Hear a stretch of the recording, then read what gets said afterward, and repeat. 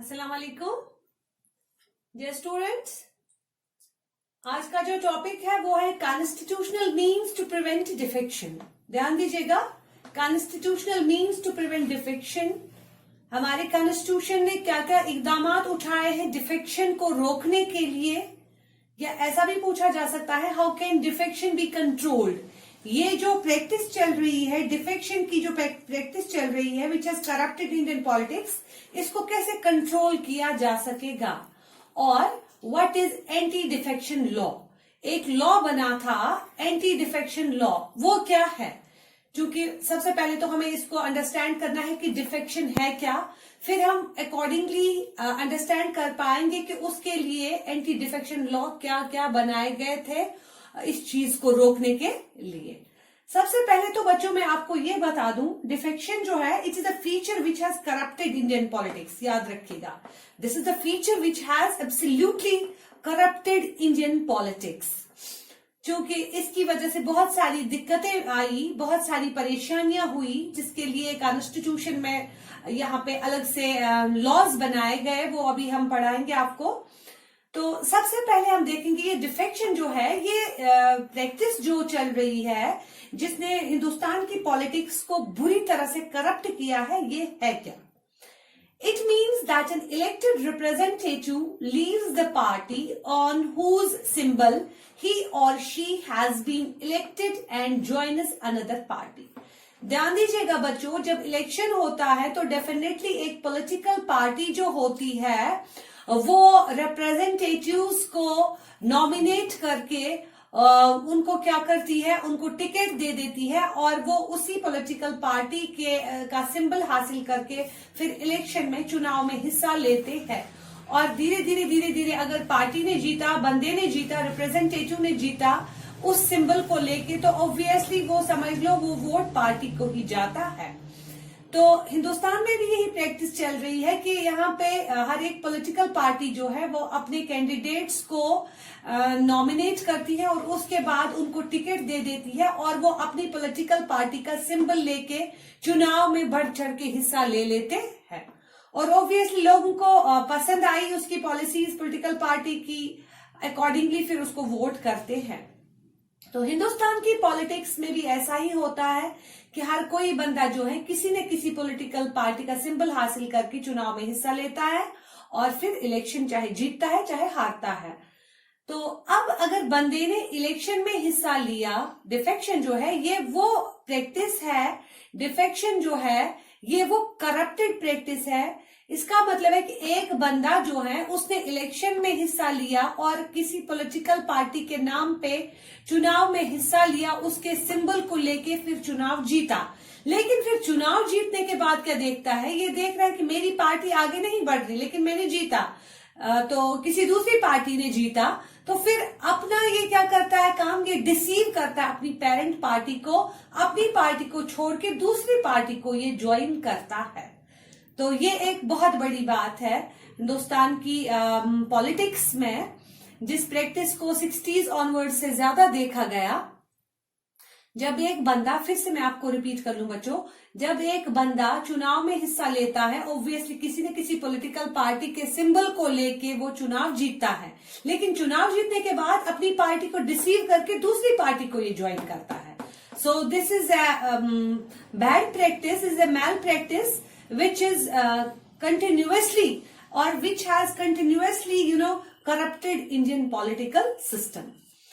उसके बाद जब हम देखेंगे इस प्रैक्टिस को 1960s onwards, आपने देखा होगा beginning around 1960 the rise of coalition politics increased the incidence of defection. हमारे यहाँ हिंदुस्तान की पॉलिटिक्स में 60s onwards क्या हुआ कि ये जो डिफेक्शन है ये आम हो गई, यानी दल बदली जिसको हम कहते हैं। मैं आपको उर्दू में बता दूं, दल बदली। हमारे जो पॉलिटिकल पार्टीज के रिप्रेजेंटेटिव से आए दिन वो अपनी पार्टी को छोड़ के दूसरी पार्टी को ज्वाइन कर लेते हैं, लेकिन जीता किसी और पॉलिटिकल पार्टी के नाम पे, किसी और पॉलिटिकल पार्टी के सिंबल को लेके जीता इलेक्शन, और उसके बाद जीतने के बाद किसी दूसरी पार्टी को ज्वाइन किया। सो ये प्रैक्टिस जो है, चूंकि 1960s ऑनवर्ड्स, 57 में पहली बार जबकि यहाँ पे कोचीन वगैरह में कोalition पॉलिटिक्स का इनेकाद हुआ, तो उसमें कोalition पॉलिटिक्स ने ज्यादा से ज्यादा देखे डिफेक्शन केसेस। और एक्सट्रीम एग्जाम्पल तो ये है कि 1967 में एक एमएलए जो था हरियाणा का, उसका नाम था गयालाल। क्या नाम था? गयालाल। तो उसने क्या किया, he has changed his party thrice in a fortnight. 15 दिनों में इस शख्स ने 3 बार पार्टी बदल ली। कभी इधर आ रहा है, कभी उधर जा रहा है, कभी इधर आ रहा है, कभी उधर जा रहा है। इनफैक्ट एक मशहूर कहावत उस वक्त में फिर आम हो गई, आया राम गया राम, आया राम गया राम। राम आया, आज इधर है, कल उधर है, आज इधर है, कल उधर है, न यहाँ का न वहां का। तो ये जो दल बदली का निजाम था, ये 60s ऑनवर्ड्स शुरू हुआ। जैसे कि कोalition पॉलिटिक्स का इनेकाद हुआ, तो उसमें ज्यादा से ज्यादा डिफेक्शन के केसेस देखे गए।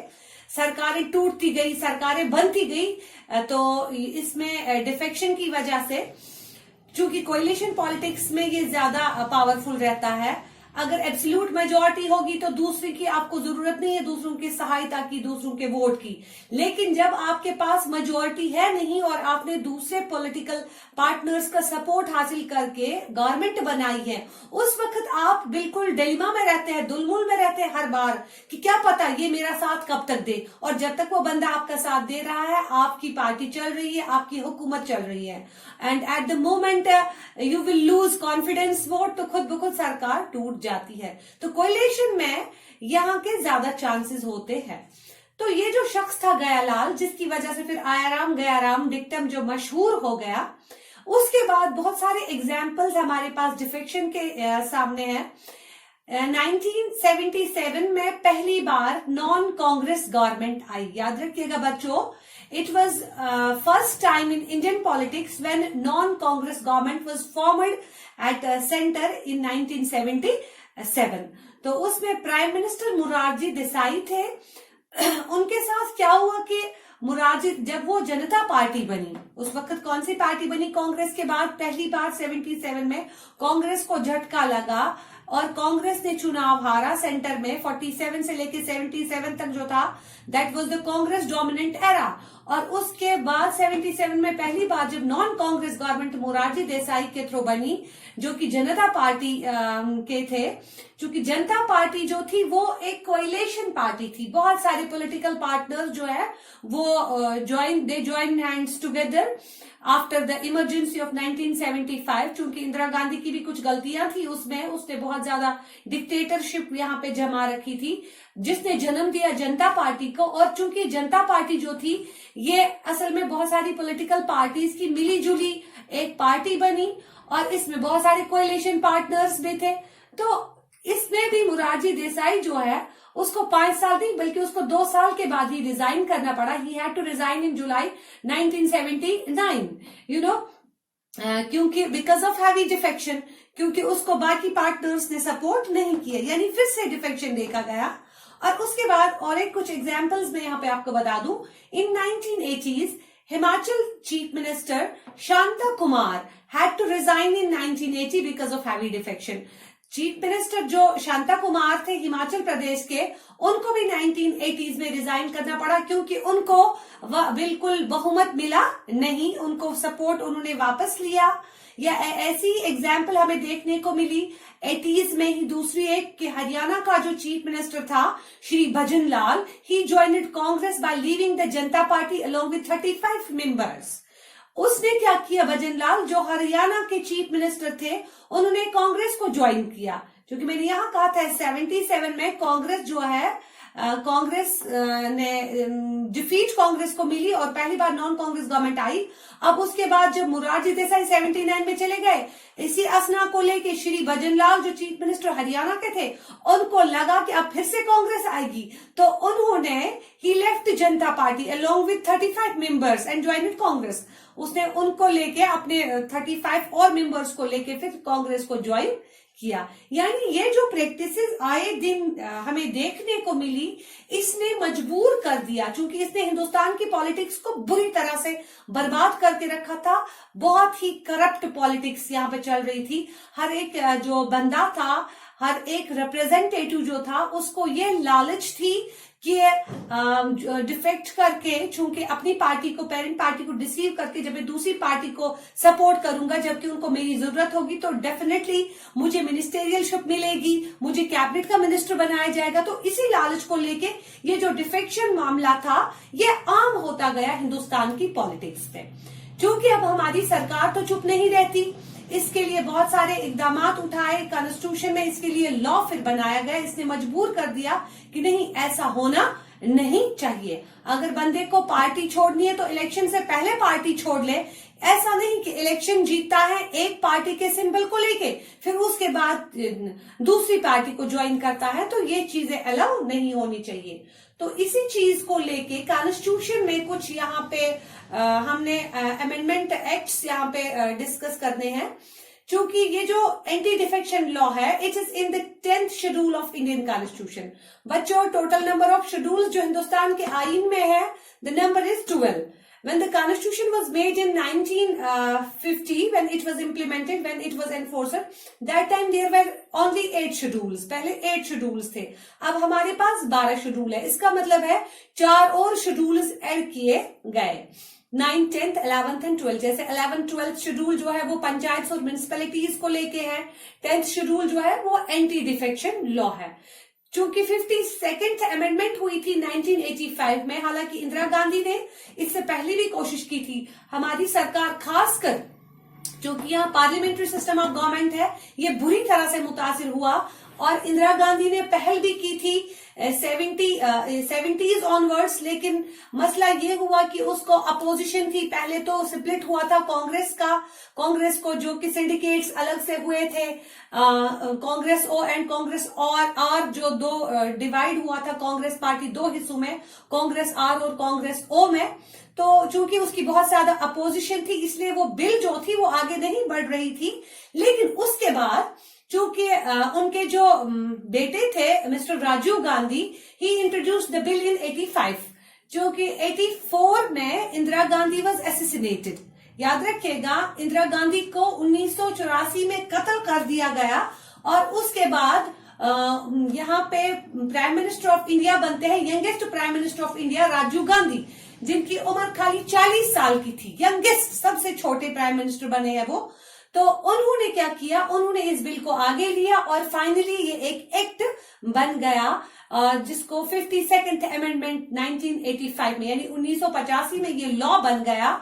और इस लॉ के थ्रू क्या किया गया, इस लॉ के थ्रू ये रखा गया कि to curb defection, the 52nd amendment brought in the anti-defection law, according to which defection could take place only if 1/4 members of a party walked away।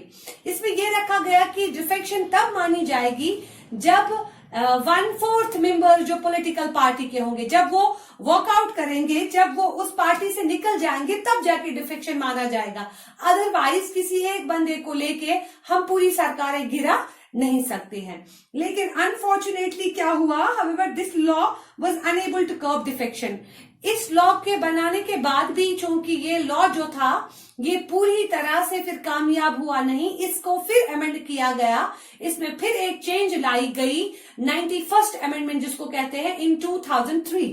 तो इसमें क्या किया गया, चूंकि इस लॉ को और मजबूत बनाया गया और आगे और वाजिया किया गया कि कब एक शख्स जो है किस बुनियाद पे वो पार्टी को छोड़ सकता है और कब वो पार्टी को छोड़ सकता है, अदरवाइज उसको हम यहाँ पे ड्यूरिंग इलेक्शंस ये करने नहीं देंगे। क्योंकि 91st अमेंडमेंट जो थी it brought a new law according to which a member loses membership of the house and is disqualified from holding any political office if he defects। उसमें ये रखा गया है कि अगर एक मेंबर जो है उसको मेंबरशिप से खारिज कर दिया जाएगा, उसको डिस्क्वालीफाई किया जाएगा, अगर वो चाहे मिनिस्टर ही क्यों नहीं है, अगर उसने डिफेक्ट किया, अगर उसने ऐसी प्रैक्टिस की तो उसको क्या किया जाएगा, उसको रिमूव कर दिया जाएगा।